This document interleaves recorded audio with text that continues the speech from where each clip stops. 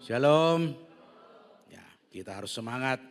Bapak Ibu, di ibadah yang kedua ini kita anggap ini pesta. Kalau saudara ke pesta kan mukanya riang gembira, ceria. Kalau ada yang ke pesta dengan muka yang cemberut, mungkin itu ada persoalan pribadi, tapi jarang. Saya kalau lihat masuk pesta orang punya pesta pernikahan, semua ceria dengan pakaian yang terbaiknya. Ini pesta sebenarnya saudara. Makanan rohani yang kita terima itu dari Tuhan yang disampaikan melalui hambanya. Itu juga pesta, bagian dari kita makan. Bukan cuma makanan badani yang kita perlukan, tetapi juga makanan rohani.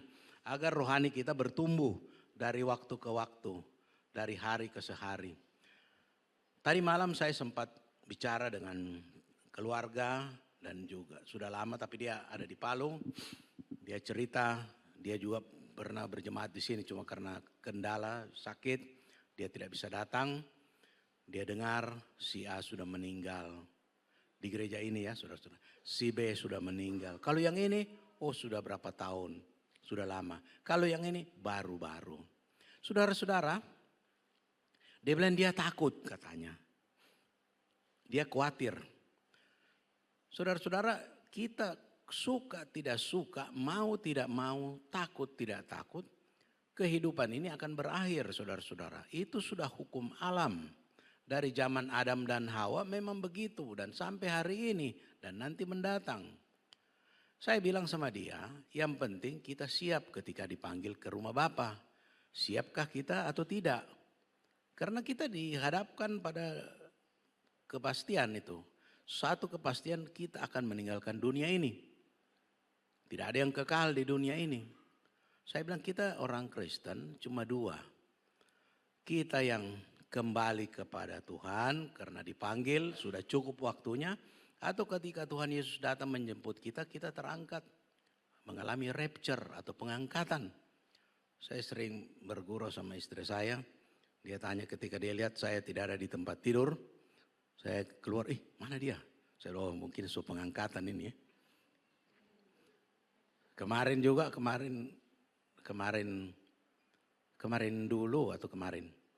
lihat saya punya sepatu rapi di depan meja laptop.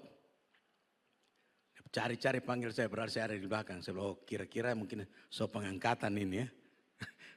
Jadi saudara-saudara, tapi kalau pengangkatan memang begitu saudara-saudara. Tiba-tiba orang diangkat. Saya belum pernah mengalami. Ya kalau saya mengalami tentu tidak bisa lagi khotbah di sini. Tetapi menurut Alkitab begitu. 2 orang di ladang, 1 orang berangkat. 1 orang ditinggal. Memang begitu. Jadi ada kejutan dan kejutan itu mendunia. Kejutan mendunia dan pasti di televisi dikabarkan luar biasa. Mobil sementara berjalan, supirnya diangkat, terjadi tabrakan. Bisa terjadi begitu. Tapi jadi saya bilang sama teman, keluarga, bahwa cuma 2 itu. Kita kembali kepada Tuhan dipanggil atau kita terangkat ketika Kristus datang kita mengalami pengangkatan atau rapture. Saudara-saudara, firman Tuhan pada hari ini tema umumnya adalah dampak baik kesehatan mental. Kemudian subtemanya adalah kebiasaan bersyukur versus bersungut-sungut. Lagu pertama tadi sampai lagu terakhir terkait dengan bersyukur. Terkait dengan mengucap syukur. Terkait dengan berterima kasih kepada Tuhan. Dalam lagu yang pertama ada tertulis itu, saya baca tertulis di teksnya. Rancanganmu indah. Memang betul. Saya pernah baca buku teknik tentunya terkait dengan planning and design of the airport. Misalnya gitu ya. Ini sedikit tapi saya tidak bahas ke situ. Tapi terkait dengan planning and design of the airport. Planning adalah perencanaan. Jadi dia bersifat global. Kalau desain itu terkait dengan rancangan, perancangan atau rancangan. Rancangan Tuhan kepada kita itu ada. Tiap-tiap dari kita ada rancangan Tuhan. Jadi ada planning secara global, secara umum, ada namanya desain. Rancangan Tuhan terhadap saya, terhadap saudara dan sebagainya. Jadi ada rancangan. Kalau desain itu terkait kebutuhannya. Mungkin ada kebutuhan ini, kebutuhan itu. Perancangannya atau desainnya itu berbeda-beda. Tidak mungkin mendesain rumah kita pakai desain jalan atau jembatan.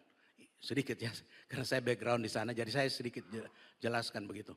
Jadi terkait dengan desain, Tuhan punya desain atau rancangan kepada kita. Tentunya untuk demi kebaikan. Kita lihat lagu yang tadi juga, terima kasih Tuhan. Memang firman Tuhan berkaitan dengan subtema ini, kebiasaan bersyukur dan bersungut-sungut ini. Banyak sekali kaitannya dengan lagu-lagu yang kita nyanyikan tadi. Kalau kita resapi lagu-lagu itu, kadang air mata kita keluar. Karena saya terus terang mengakui, sampai saat ini saya usia menjelang 72, kalau bukan Tuhan saya bukan apa-apa dan tidak ada arti apa-apa.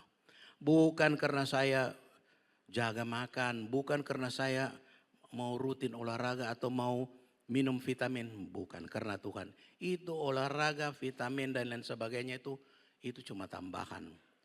Bonusnya dari Tuhan itu. Kita harus sadar siapapun kita.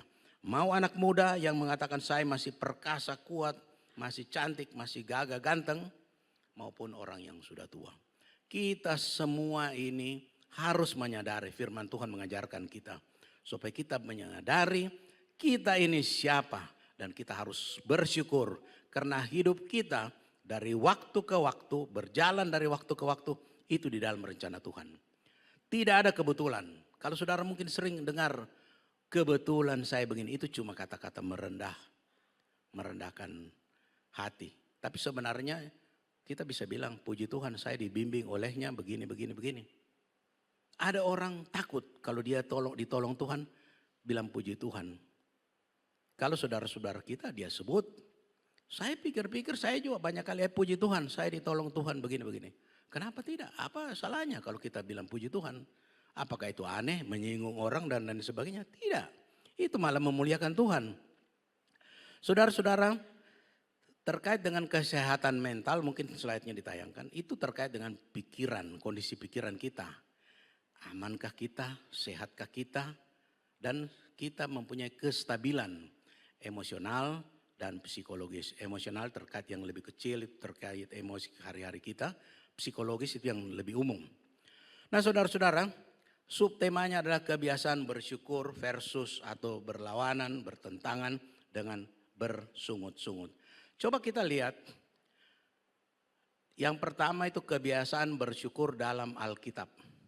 Dalam 1 Tesalonika 5 ayat 18, mengucap syukurlah dalam segala hal, sebab itulah yang dikehendaki Allah di dalam Kristus Yesus bagi kamu.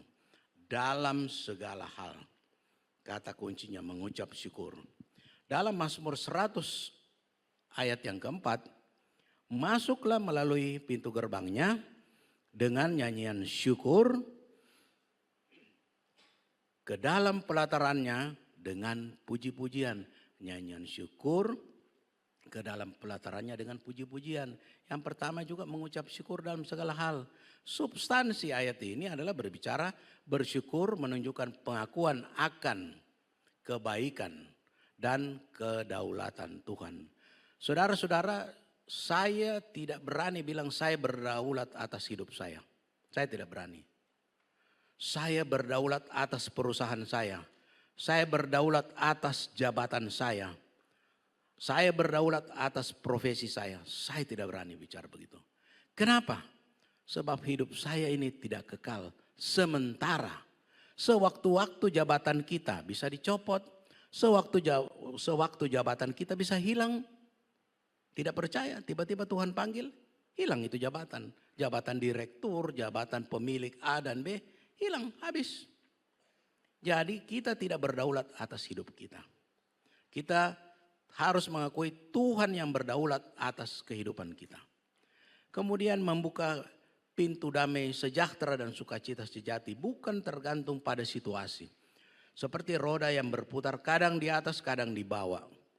Kalau di atas mungkin kita enak mengucap syukur. Baru dipromosi naik jabatan baru diangkat, baru menikah dan lain sebagainya. Tetapi seperti roda yang berputar, seperti gelombang naik dan turun, seperti laut yang ada pasangnya dan ada surutnya. Kita harus sadar ketika kita di atas, kita dibawa ke atas, kita puji Tuhan, tetapi ingat itu ada waktunya ketika dia dibawa. Bagaimana posisinya? Makanya dikatakan di sini, bukan bergantung pada situasi, bukan bergantung pada sikon, situasi dan kondisi. Tetapi kita diminta oleh Tuhan bersyukur dalam segala hal. Coba kita lihat di implementasinya, slide yang berikut. Atau implementasi atau praktek atau penerapannya. Bagaimana penerapannya, prakteknya. Orang yang mengucap syukur dalam segala hal, itulah diantar pada praktek kehidupan sehari-harinya. Dia fokus pada yang dimiliki. Fokus dalam pengertian positif ya. Bukan apa-apa semua milik aku, bukan. Fokus pada yang dimiliki, melihat dan menghargai hal-hal yang baik, sekecil apapun juga. Jadi kalau kita punya sepeda butut, kita jangan bilang, aduh cuma sepeda butut saya banting-banting saja begini. Harus, semua ada proses. Saya dulu ingat, susah, hidup susah. Di sepanjang jalan rumah saya itu saya lihat-lihat, saya punya rumah yang paling tua. Tapi bahasa umumnya yang paling jelek. Saya lihat-lihat, aduh kadang juga bisa bikin minder kita. Apalagi kalau masih remaja-remaja kan, lihat-lihat ada cewek-cewek, aduh kita jadi minder. Kurang percaya diri. Saudara-saudara, jadi di sini dilihat kita harus Tuhan mengajarkan supaya sekecil apapun juga kita bersyukur. Menghargai hal-hal yang baik, sekecil apapun juga. Nanti Tuhan bisa berkati sepeda butut menjadi motor butut, baru motor yang baru mungkin dan mobil-mobil dan seterusnya. Kemudian ada dampak psikologisnya. Meningkatkan kebahagiaan dan kesehatan mental dan rasa puas. Rasa puas ini saudara-saudara penting sekali kita miliki. Banyak terjadi penyimpangan, korupsi dan lain sebagainya karena tidak puas. Karena kita lihat tetangga beli kulkas baru, beli ini yang baru, kita waduh bagaimana ini, malu saya. Rumahnya dicat baru atau bangun baru, kita cemburu. Sehingga berbuat jalan yang pintas. Rasa syukur ini perlu sekali saudara-saudara. Rasa syukur ini seperti rem.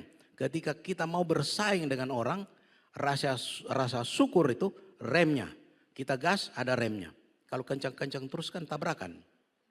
Kemudian hubungan sosial, kita mempunyai relationship, hubungan itu meningkatkan hubungan karena orang yang bersyukur cenderung lebih ramah dan menghargai orang lain. Kalau kita tidak tahu mengucap syukur, kita ramah sama orang-orang di atas kita. Orang di bawah kita atau di sejajar dengan kita mungkin masih ramah. Tetapi di bawah kita secara strata sosial dia di bawah, kita cuma pandang sebelah mata. Atau mungkin tidak dipandang sama sekali. Kita tidak menghargai orang. Seorang Kristen apalagi dia seorang pendeta, termasuk bukan pendeta, dia itu harus jadi berkat. Kenapa? Dia bisa berkhotbah bagus. Dipuja-puji. Disanjung-sanjung. Diagung-agungkan. Ada kan begitu? Tetapi ketika dilihat perilakunya, pergaulannya sehari-hari, dia cuma orang-orang tertentu yang dia hargai. Kalau yang dibawa, tidak. Itu tidak bagus saudara-saudara. Saudara-saudara harus tahu, kita punya penghidupan ini seperti surat terbuka yang dibaca oleh semua orang. Baik ke dia atau tidak. Kita seperti pohon yang diterpa angin, kelihatan di mana-mana. Kelakuan kita, sifat-sifat kita itu diukur, dilihat oleh orang. Benarkah apa yang dia khotbahkan dengan apa yang dia lakukan? Karena pengkhotbah itu melakukan apa yang dia khotbahkan dan mengkhotbahkan apa yang dia lakukan. Susah saudara-saudara. Susah sekali, gampang diucapkan, dihafal pun gampang. Tetapi dipraktekkan perlu perjuangan seumur hidup. Ini perlu dicamkan baik-baik. Bukan untuk cuma saudara, untuk saya juga. Apakah saya sudah mengkhotbahkan apa yang saya sampaikan atau menyampaikan apa yang saya khotbahkan? Itu perlu. Karena firman Tuhan seperti cermin, pedang bermata dua yang juga mengkoreksi diri kita. Mengoreksi juga orang lain.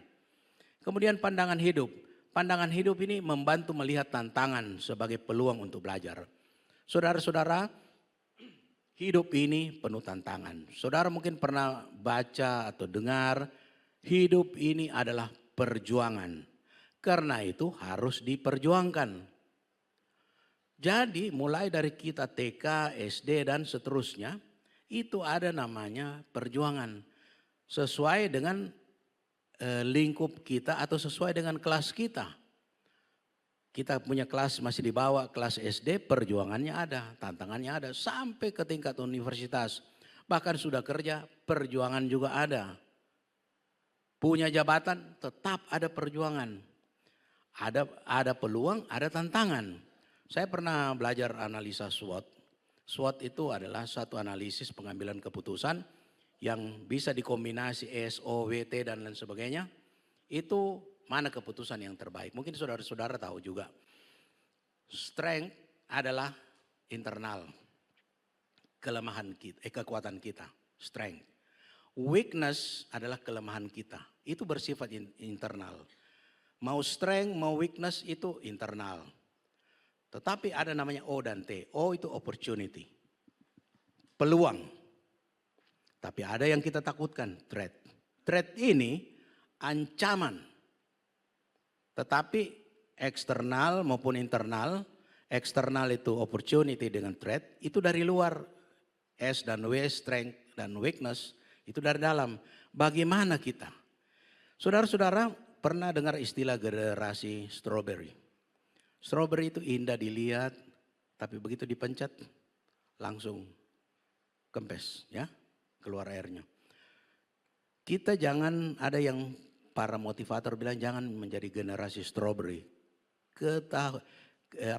Kelihatannya indah, tetapi begitu menghadapi tantangan langsung habis. Tidak boleh. Kita harus lihat setiap tantangan di balik itu ada peluang. Jadi di sini diminta peluang untuk belajar. Sebab tantangan apapun, ujian dan lain sebagainya, testing itu kan tantangan. Tetapi di balik testing, di balik ujian ada peluang kan. Kita mau naik jabatan, ujian dulu dong. Kalau ujian lulus, nah dapat jabatan. Mau ujian sarjana, begitu juga harus mempertahankan skripsinya, S2, tesisnya, S3-nya, disertasinya. Semua perlu perjuangan. Jadi ada tantangan, ada peluang. Supaya menghadapi tantangan itu kita harus belajar. Nah, disinilah hidup itu. Kita dalam hidup sebagai manusia mengiring Kristus, begitu juga. Ada tantangan, ada peluang, ada tantangan. Kelemahan-kelemahan kita, kekuatan kita, itu dari dalam. Kita lemah, perkuat dengan firman Tuhan. Firman Tuhanlah yang mengajar, membentuk kita, karakter kita. Kita punya iman dan percaya terbangun melalui pendengaran akan firman Tuhan. Karena pendengaran firman Tuhan itu dapat membentuk kita bertumbuh, iman kita menjadi kuat. Coba kita lihat sekarang kebiasaan bersungut-sungut. Kebiasaan bersungut-sungut ini kalau kita perhatikan saudara-saudara. Ini ada gambaran orang dengan tanda seru dan tanda tanya. Kemudian ada yang menggambarkan orang yang memarahi dia. Saudara-saudara, bangsa Israel sering bersungut-sungut. Setelah keluar dari Mesir, meskipun mereka telah melihat mujizat yang besar. Mujizat yang besar itu di tanah Mesir terjadi tulah, mereka tidak apa-apa. Itu satu perbedaan. Ada perbedaan janji firman Tuhan, orang yang percaya kepada Tuhan dan yang tidak percaya Tuhan. Ada perbedaan orang yang mengandalkan Tuhan dengan tidak mengandalkan Tuhan. Orang yang mengandalkan Tuhan tidak dipermalukan. Orang yang berharap kepada Tuhan tidak dikecewakan. Saudara-saudara kita lihat Keluaran 16 ayat 2 sampai dengan 3. Ini intinya mereka bersungut-sungut karena lapar padahal Tuhan sedang memimpin mereka menuju tanah perjanjian. Kan mereka minta keluar, mau tidak tahan di tanah perhambaan, mau keluar. Kemudian bilangan 14 ayat 2 sampai dengan 4. Ini mereka mengeluh ketika mendengar laporan 10 pengintai. Sebenarnya kan 12, tapi 10 ini provokator.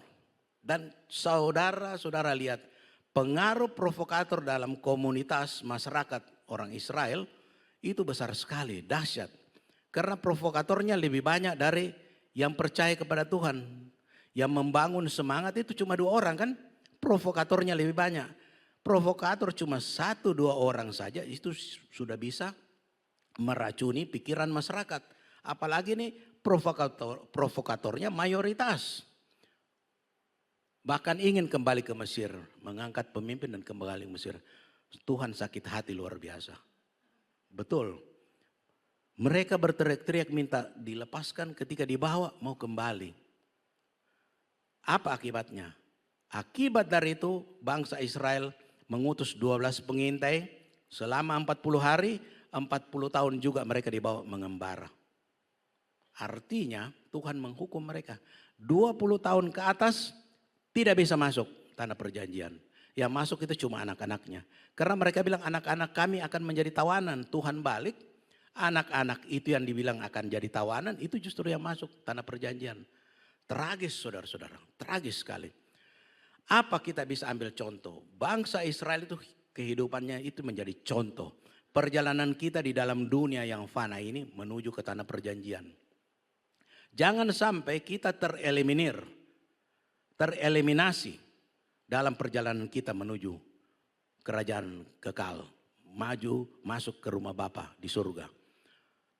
Dalam bilangan 11 ayat 1, pada suatu kali bangsa itu bersungut-sungut di hadapan Tuhan tentang nasib buruk mereka, dan ketika Tuhan mendengarnya bangkitlah murkanya. Kemudian ada api yang menyala-menyala kan, kalau saudara bisa baca ini. Mereka ketakutan. Jadi saya bisa tarik kesimpulan bangsa Israel ini ketika dia mengalami mujizat, dia bersorak-sorai puji-puji Tuhan luar biasa. Tetapi sedikit menghadapi tantangan, dia marah. Musa dipersalahkan, Tuhan yang dipersalahkan, ini dan itu. Sehingga nanti ditolong baru puji Tuhan. Kita jangan begitu tentunya. Seperti saya katakan, roda itu berputar. Ada atas, ada bawah. Berputar terus begitu. Bersungut-sungut ini Tuhan tidak suka. Paling tidak ada 3 kesalahan yang dibuat oleh bangsa Israel itu. Penyembahan berhala, mencobai Tuhan, dan bersungut-sungut. Sehingga membuat mereka tidak masuk dalam tanah perjanjian tersebut. Saya ingat waktu masih kecil, masih SD, nangis-nangis tapi termemori saya masuk itu. Masih nangis-nangis bersungut-sungut. Saya punya ibu jengkel, diambil lombok rica itu, digosok di saya punya mulut begini. Kan pedih sekali. Langsung berhenti menangis, cuci mulut, baru dikasih minum air. Artinya orang tua juga jengkel, biar saya anak satu-satu saudara-saudara. Pasti orang tua itu sayang sekali. Dia sayang tetapi karena anak terlalu bikin pusing, ngomel-ngomel, bersungut-sungut, itu diajar. Artinya saya langsung berhenti menangis, cuci mulut kan, pedih sekali. Artinya itu ada teguran. Nah, Tuhan tidak mau kita juga selalu hidup dengan bersungut-sungut. Lagu tadi itu mulai dari permulaan sampai dengan akhirnya itu berbicara, bersyukur, berterima kasih dan lain sebagainya. Tuhan mau kita tahu berterima kasih dalam segala apapun juga. Entah kita dalam keadaan diberkati ataupun dalam keadaan belum diberkati. Jadi kita lihat di sini, Tuhan marah terkait dengan bersungut-sungut. Coba kita lihat di slide yang berikut.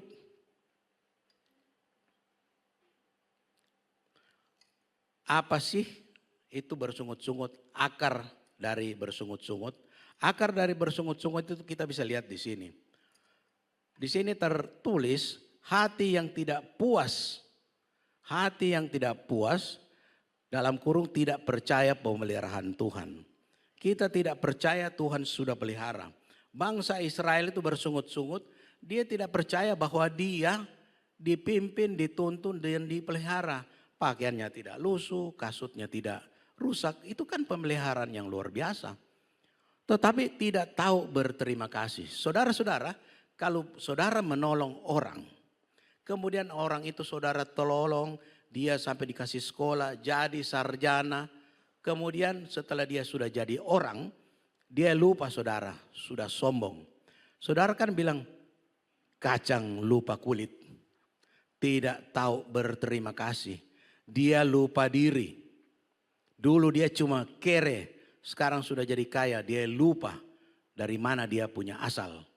Mungkin tuh ada kata-kata begitu di sinetron-sinetron, dan bukan cuma sinetron, kenyataan hidup memang ada begitu. Lupa diri, kacang lupa kulit. Bagaimana dengan Tuhan yang sudah pelihara kita, sudah menolong kita setiap saat, tetapi kita bersungut-sungut. Ini satu pelajaran yang besar. Saudara pikir, oh kalau bersungut-sungut rupanya bahaya juga. Saya kan tidak merampok, saya tidak membunuh, saya tidak mencuri, saya tidak berzina, saya tidak berjudi. Bersungut-sungut kan itu soal biasa, soal kecil. Bukan soal kecil saudara-saudara. Ayat-ayat firman Tuhan yang kita baca itu soal besar di hadapan Tuhan. Soal besar. Bangsa Israel gagal itu salah satunya. Masuk di tanah perjanjian kecuali Yosua dan Kaleb itu bersungut-sungut itu. Kemudian fokus pada keadaan lahiriah daripada janji Tuhan. Kita selalu lihat yang lahiriah. Mungkin pakaian, kendaraan, rumah dan lain sebagainya. Menjaga badan, kondisi badan, itu lahiriah. Tetapi itu semua terbatas dan tidak kekal. Ada batasnya. Ada janji Tuhan untuk kehidupan yang masa akan datang. Ini yang penting. Kita terlalu fokus yang lahiriah supaya ketika orang lihat kita dipuji, kita makin gede rasa, makin kepala besar, wah orang puji semua. Memang pujian perlu, kita juga punya bawahan, ketika dia prestasi itu kita harus motivasi dengan kita, bagus kerjamu baik, saya senang begini, itu perlu. Tapi bukan dalam pengertian dipuji-puji sehingga demikian rupa dia lupa diri. Itu bukan, Tuhan tidak mau yang begitu. Perbandingan orang lain atau kenangan masa lalu. Kita cuma lihat tetangga, lihat di sini, lihat sana, oh dia hebat, saya tidak. Kita marah. Suami mungkin, kalau suami yang kerja atau istri, bagaimana kamu begini-begini. Akhirnya terjadi penyimpangan, itu keliru. Membandingkan masa lalu. Semua dari kita punya masa lalu tuh saudara-saudara. Tapi sekarang kan intinya bagaimana kita sekarang dan akan datang. Kalau masa lalu itu tidak bisa lagi terulang kembali. Dan sudah lewat, paling itu jadi kenangan memori kita untuk memacu kita ke depannya. Mulai dari sekarang dan seterusnya, itu yang perlu. Nah saudara-saudara, ini paling tidak akar dari bersungut-sungut ada 3 hal ini yang tadi, yang baru saja kita bicarakan. Nah saudara-saudara, dampak rohani akibat bersungut-sungut tadi. Apa sih dampak rohaninya? Yang pertama itu menghambat pertumbuhan iman. Menghambat pertumbuhan iman. Dan ini juga bisa semacam penyakit wabah yang menular atau penyakit menular. Yang menularkan kepada orang lain. Sehingga menciptakan suasana negatif. Tidak menjadi berkat. Seperti orang buang gas yang busuk. Dia ke atas, ke kanan bawah, kiri bawah. Sehingga orang yang buang gas itu kita kan siapa lagi ini. Tapi kita kan tidak tahu siapa. Baku curiga, baku lihat begini. Yang buang gas juga bilang iya siapa padahal dia. Tapi ini kan cerita lucu. Tapi ini kan bisa jadi kenyataan. Tapi dampaknya ini seperti orang buang gas ini dia menciptakan ke orang lain suasana yang tidak baik, tidak nyaman. Tidak mungkin kan aduh senang sekali ini ya. Bagus segar hawanya, pasti orang jengkel. Panas-panas lagi, tidak menjadi berkat. Jadi kalau kita punya kelakuan akibat bersungut-sungut itu punya suasana negatif. Sehingga kita tidak menjadi berkat. Menunjukkan ketidakdewasaan rohani. Dan mengundang teguran Tuhan. Jadi kita mungkin lihat orang sudah dewasa dari segi umur. Rasul Paulus kan ada menegur dari segi umur memang kamu dewasa tapi kamu masih seperti bayi yang perlu makanan yang lembek, minum susu. Dari segi pengalaman ikut Tuhan sudah senior tapi tidak bisa tak salah sedikit. itu anak-anak begitu kan. Tidak dewasa soal rohani, ketidakdewasaan rohani. Dan ini mengundang teguran Tuhan. Kalau kita ditegur oleh Tuhan saudara-saudara, ya tergantung Tuhan bagaimana caranya menegur. Saya tidak bisa, oh ini mungkin begini, ini begini, ini begini. Saya kan bukan Tuhan. Jadi artinya bisa saja mungkin cuma ditegur sedikit, bisa cuma disentil, bisa saja mungkin cuma dicubit. Kalau ditempeleng saya kira mati. Seperti Herodes, malaikat Tuhan tempeleng, mati. Jadi saudara-saudara, dampak rohani yang kita lihat ini yang membuat orang yang bersungut-sungut mempunyai dampak rohaninya seperti yang tadi disampaikan, yang saya sampaikan, itu tidak menjadi berkat. Padahal Tuhan Yesus sudah bilang dalam Matius 11 ayat yang ke-28, marilah kepadaku semua yang letih, lesu dan berbeban berat, aku akan memberi kelegaan padamu. Jelas saudara-saudara. Ada lagu dulu, tangannya terbuka menunggumu, tak tersembunyi kuasa Allah. Tangannya terbuka menunggumu. Jadi tangan terbuka menunggu kita. Kita tinggal datang kan, ada undangan tangan terbuka. Ada undangan tangan terbuka begini. Tapi kalau kita coba lihat di tempat tidak mau datang, siapa yang salah? Kan dia bilang marilah kepadaku, tapi kita tidak mau datang. Kita yang salah. Firman Tuhan ini mengajar kita untuk datang kepada Dia yang letih lesu, yang berbeban berat. Siapa di sini yang tidak ada beban? Semua punya beban. Mau dia konglomerat, dia punya beban luar biasa. Karena banyak orang yang dia kasih makan. Mau dia orang biasa-biasa, tetap ada beban. Ini beban yang membuat kita letih, membuat kita lesu, berbeban berat. Ini ada gambar orang yang memikul beban yang berat kemudian berjalan menanjak. Berat sekali.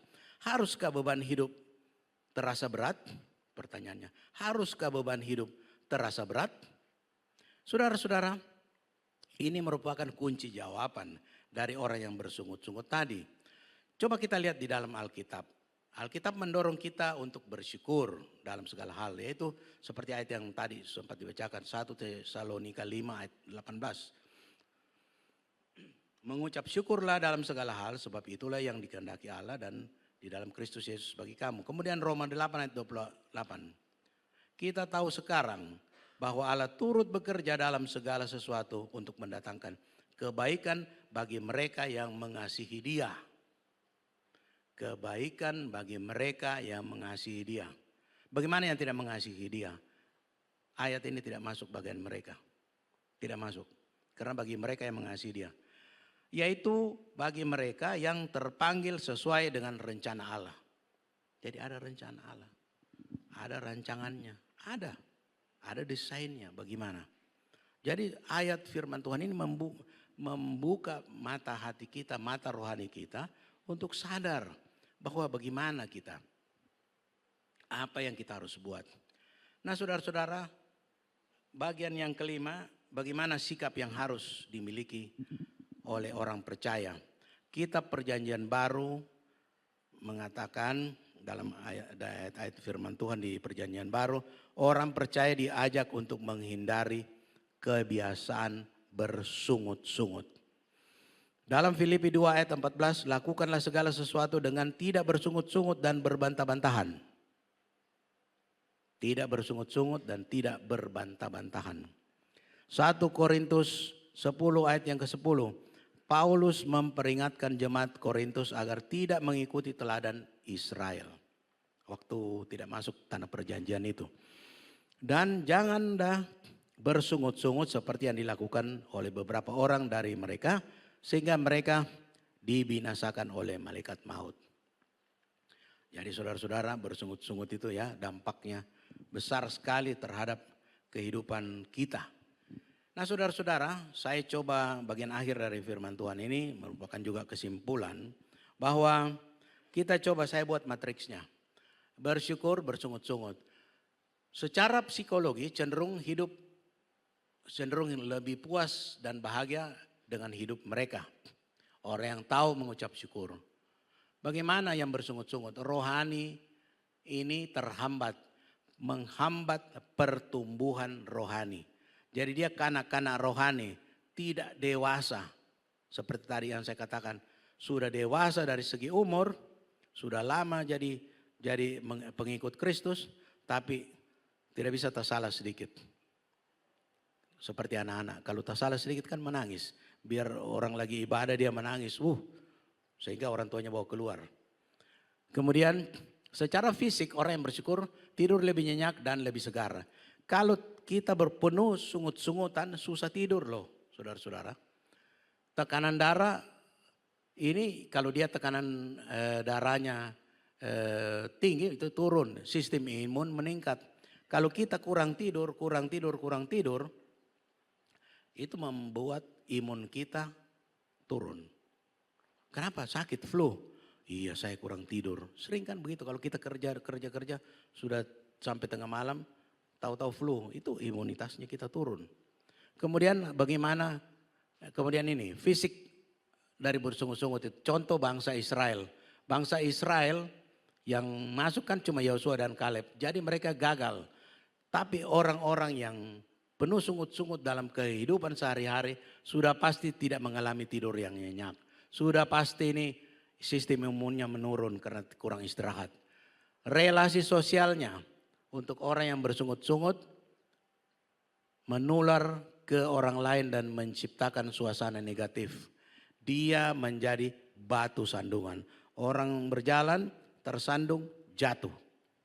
Menjadi batu sandungan.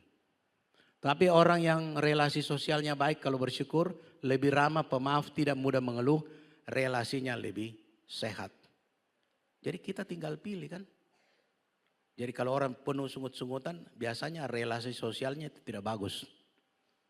Tidak ramah, tidak pemaaf, mudah mengeluh, tidak mudah mengeluh kalau dia bersyukur. Sebaliknya kalau bersungut-sungut tidak mudah mengeluh. Kemudian spiritual. Bersyukur atas kasih dan pemeliharaannya. Semakin berserah kepadanya dan meningkatkan iman. Iman kita bertumbuh ketika kita mempunyai kebiasaan bersyukur. Bagaimana secara spiritual untuk orang yang bersungut-sungut? Ketidakdewasaan rohaninya, kanak-kanak rohani, kemudian mengundang teguran Tuhan. Saudara-saudara tentunya tidak mau ya kalau ditegur oleh Tuhan. Saudara tidak mau dapat teguran Tuhan kalau mungkin cuma sekedar dikorek begitu sedikit.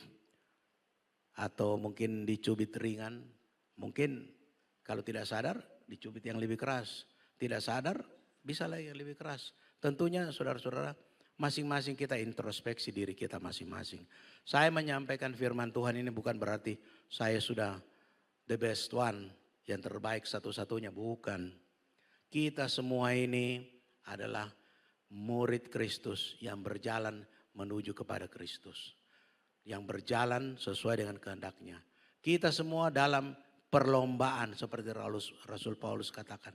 Kita berlomba-lomba menuju kesempurnaan. Tuhan mau kita layak di hadapannya dan kita juga tentunya mau kita layak di hadapannya. Agar kita ketika dipanggil olehnya kita tahu jalan kita kemana, ke surga atau bukan. Kita tahu ada kepastian. Sekian renungan firman Tuhan saudara-saudara. Amin untuk firman Tuhan. Kiranya bisa menjadi berkat bagi kita semua. Amin.